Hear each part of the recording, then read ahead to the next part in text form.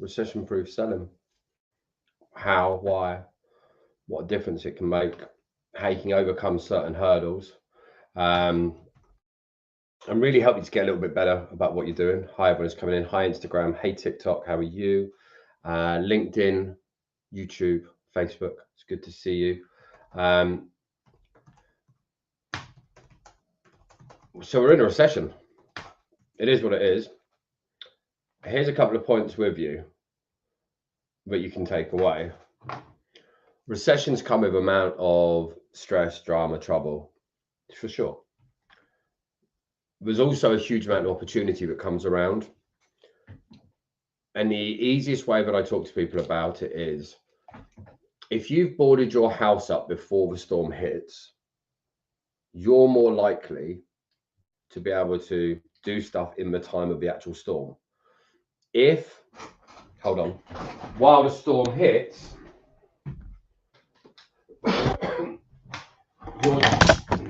you're scrambling around. Look at that, everything's just fallen down.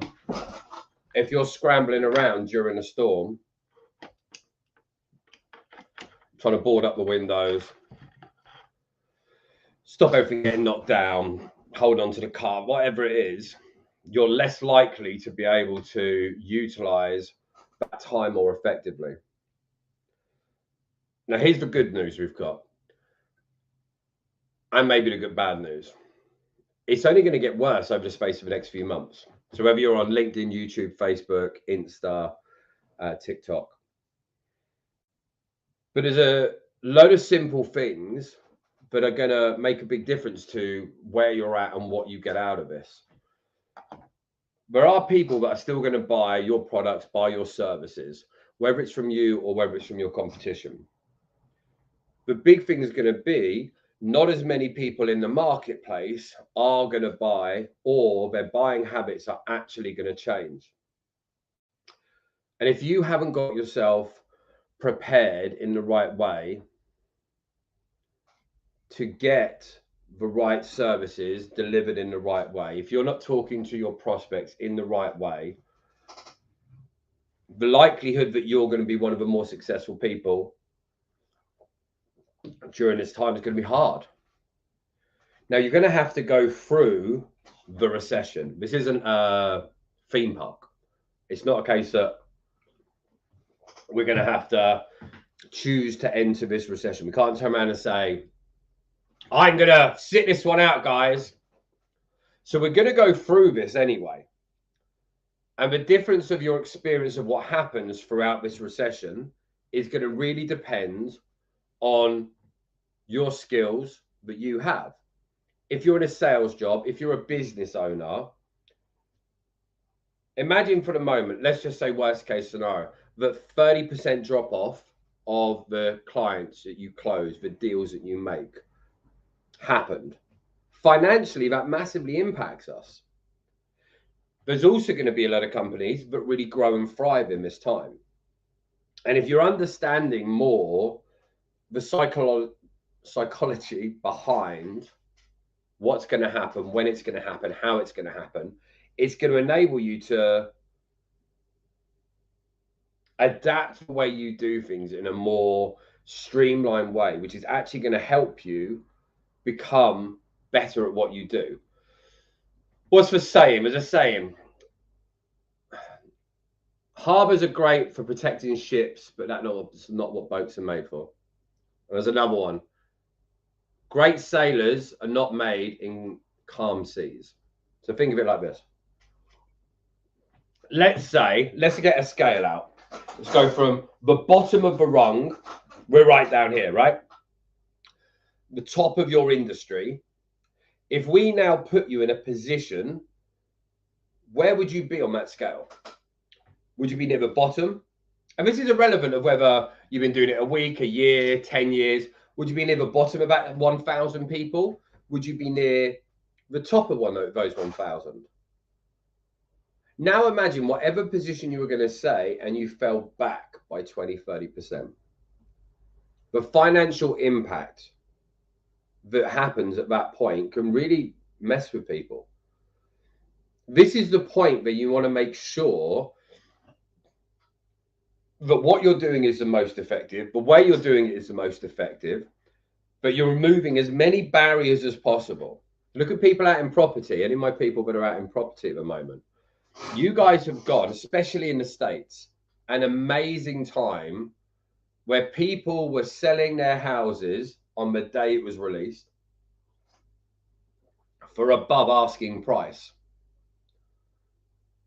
Now, if you didn't in that time absolutely smash it, if you didn't in that time absolutely kill it compared to your industry,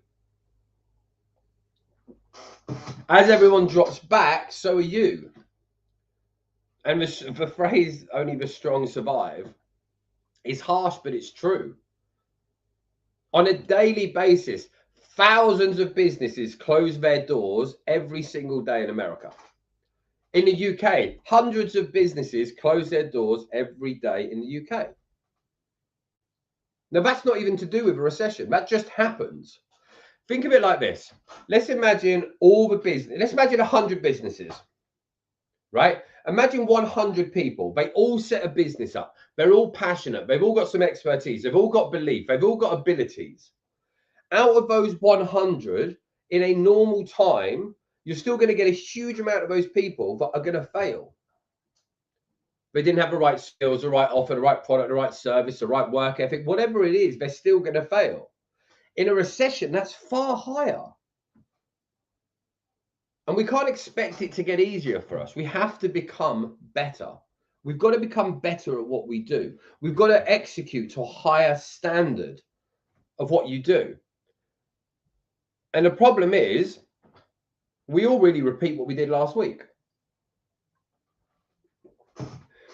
Now, if you've just gone through a stage, say you're new in business and all you've known is good times, it's really hard to gauge what could actually happen in your industry.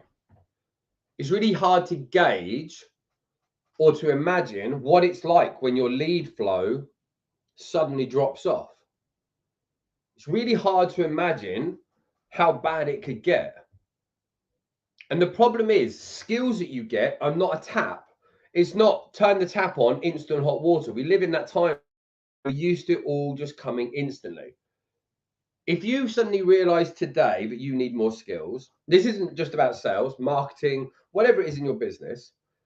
It's not, I need those skills, go get the skills. Today you've got the skills and you've mastered them. What's actually going to happen is you're going to take time to learn how to do it. You're going to have to take time. Hi, everyone on LinkedIn, by the way, coming in. Hey, Shri. Hey, Nadar. Hey, Cass. Great to see everyone coming in on Insta. Hi, everyone on TikTok. Hey, Mitch. Hey, everyone else. I can't see all the names. But I want you to think about it like this. If you suddenly decide you wanted to, let's forget about business. Say you wanted to learn to play the guitar. You wouldn't expect, hey, Mandela, you wouldn't expect to just pick up a guitar and suddenly be able to get on stage, right? I wouldn't expect you to learn Cantonese and be able to walk into a bar or a restaurant and be able to order effectively and fluently. You know, it would take time. You'd have to get to know the knowledge, understand the knowledge, experience the knowledge, have a repetitions of getting effective. But imagine if you knew you were going to go to China and you needed to learn Cantonese. What would you do? You would learn months beforehand to get the skills that you needed to be effective at it. Right now, we're about to keep getting into a harder time for a lot of people that are out there. What you find easy right now won't become as easy. Most markets are going to be effective out there. And you'll see people now in the stock market and all these amazing luxury traders have suddenly stopped posting. Then they start talking about the bull run of what's going to happen, buying the dip. But what a lot of people are doing is blindly talking without experience about what they actually need to do. And what I want you to do is, I want to suggest something a bit differently. I want you to plan for the worst and hope for the best. The saying before, it's far better to be a warrior in a garden than a gardener in a battle. And if you're at the stage of your business now that you're making sub 10K a month and you're trying to get to 20, what it might take you to get to 20 now might be far more. It might need even higher levels of skill. But if we imagine the top 1,000 people in your industry, let's say that the top 50% are making above 100K. It's probably a hell of a lot less than that.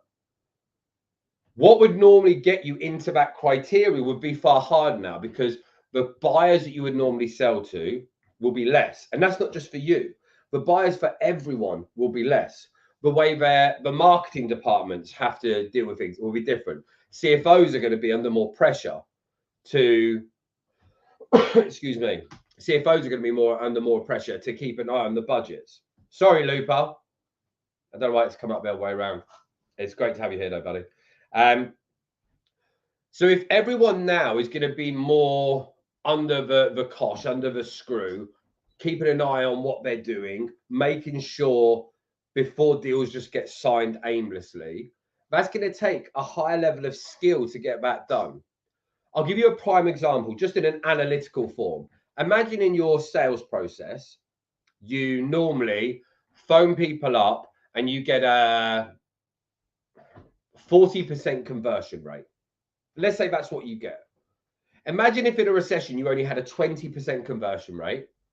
You're half as effective within your company. So if you've got a job, you're half as valuable to your company. If you've got a business, there's half the revenue coming into your company. And that's not because you haven't changed. It's not because you've changed, sorry. What it's actually about is the buying habits have changed. Your clients have become more picky, more needy, need a higher standard, need more guarantees. There's more uncertainty. Budgets have been cut. Budgets have been expanded. People are going to wait till later to see what's going to happen. So it's going to require a better version of you to actually get to that next level in your business. It's going to require a better version of you to narrate those conversations. You're going to have to go 3 levels deeper with your clients to help them make logical and sensible decisions actually going to benefit their business. And it's really important to think about this stuff. Think of it like this. Imagine if all your leads come from Facebook ads at the moment. And suddenly, it costs you twice the amount of money to get the same amount of leads. And you are already spending £20 a lead. Now it's costing you £40 a lead.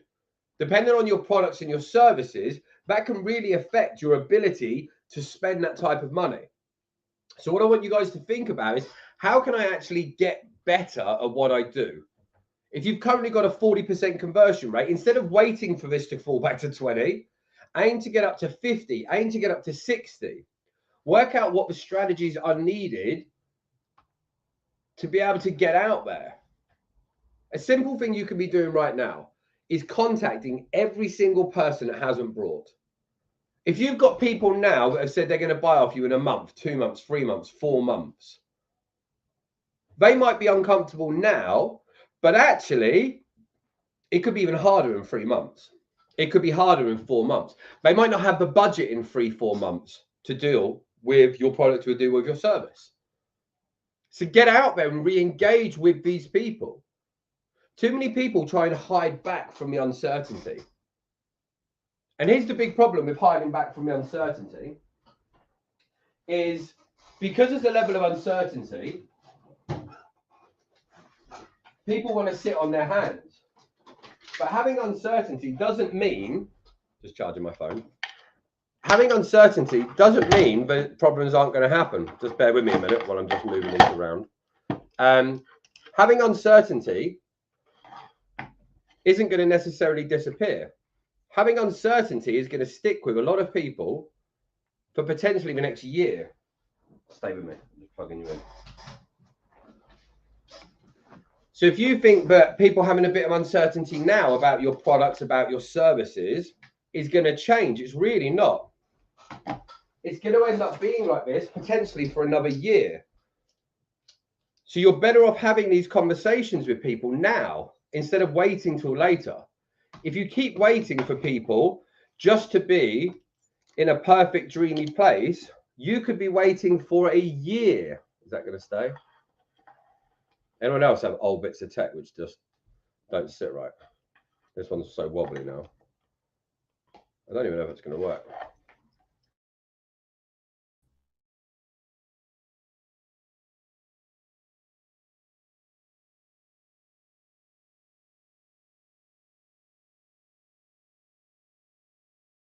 Instagram, Eva, you're going to have to come and join us on TikTok, LinkedIn, or YouTube because this link is not working. See you in a bit. Right, let's get back into it. That was not enjoying it, was it? Right, so we're back. We're in. You're still with us. It's good to see you here. The joys of doing live stuff. Nothing's ever going to go perfectly. So think of it like this. What can you do right now in your business if we know that right now is the best it's going to be? Let's say worst case scenario, but right now, today, is the best it's going to be for, say, 200 days. Let's say for the next 7 months, let's play worst case scenario. For the next 7 months, we sit in a real doom and gloom point.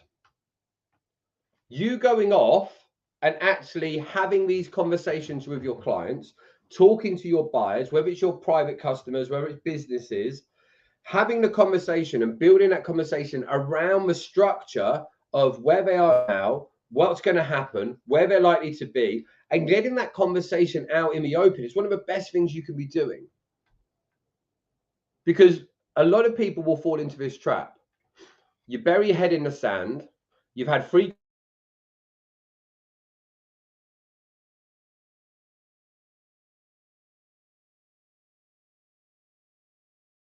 good, but a huge amount of people are still going through the suffering, still going through the pain. And if that ends up happening, you're going to be in a really awkward position again. So I want you guys to think about what can you be doing out there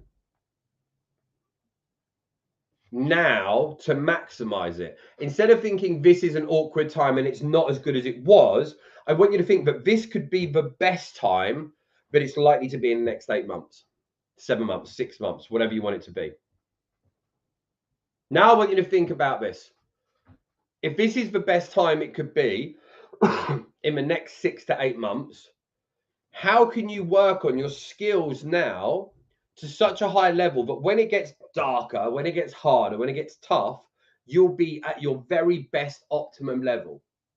What can you do now? Where are your flaws in your current skills? And if you don't know where your current flaws are, work it out. Find where your blind spots are within your business. Find where the pain points really are. Find where your deals are dropping off. Find out where you're losing potential customers. It makes such a difference taking that time today to actually look at your business, look at your pipeline, look at your product ladder, look at the client journey, and go, okay, the last 90 days, we've had X amount of leads come in. This has happened, and this has happened, and this has happened, and then this has happened, and this is our drop off. That's what we got left.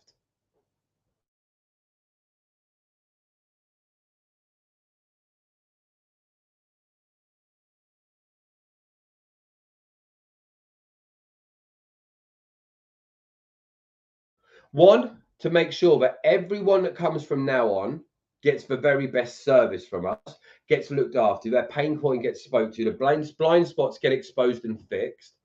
But I also want you to look at everyone who came into your business over the last 3, 6, 9, 12 months and go, okay, what was the common denominators for these people not buying? And I want you to outreach to those people and have the conversations with them. So many of those businesses have probably done nothing at all since you last spoke to them. So many of those businesses probably haven't taken any action steps in their business. And if they haven't taken any action steps, the pain's likely to have increased. And if it gave you the, oh, we'll think about it and come back to you in a month, and they haven't done anything, then you can work out what's the trajectory of their business now. Are they on the increase without your help? Have they kept on going down that slope more and more? And if they've kept going down that slope more and more, find out where do they think that's going to go. If you stay on the same path you're in now, where do you see your business being in 6 months? What happened in the last recession within your business? A lot of people won't even be able to tell you what it was like. They weren't probably in that business. And it gets our brains thinking about what could potentially happen. And I want you guys to go off and do this. We're going to start talking more on this on a daily basis. This was literally, we had, I'm going to call it 8 minutes. We had a client that's postponed the call, so I wanted to jump on, have a chat.